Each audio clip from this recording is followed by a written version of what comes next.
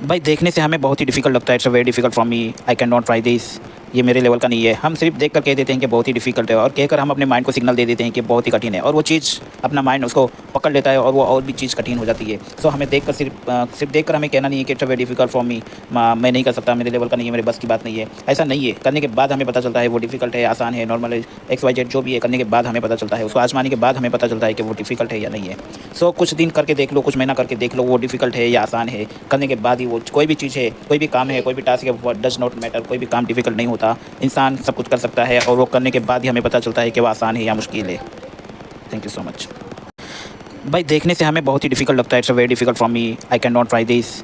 ये मेरे लेवल का नहीं है। हम सिर्फ देख कर कह देते हैं कि बहुत ही डिफ़िकल्ट है, और कहकर हम अपने माइंड को सिग्नल दे देते हैं कि बहुत ही कठिन है, और वो चीज़ अपना माइंड उसको पकड़ लेता है और वो और भी चीज़ कठिन हो जाती है। सो हमें देख कर सिर्फ देख कर हमें कहना नहीं है कि it's a very difficult for me, मैं नहीं कर सकता, मेरे लेवल का नहीं है, मेरे बस की बात नहीं है। ऐसा नहीं है। करने के बाद हमें पता चलता है वो डिफ़िकल्ट है, आसान है, नॉर्मल है, एक्स वाई जेड जो भी है, करने के बाद हमें पता चलता है। उसको आज़माने के बाद हमें पता चलता है कि वो डिफ़िकल्ट है या नहीं है।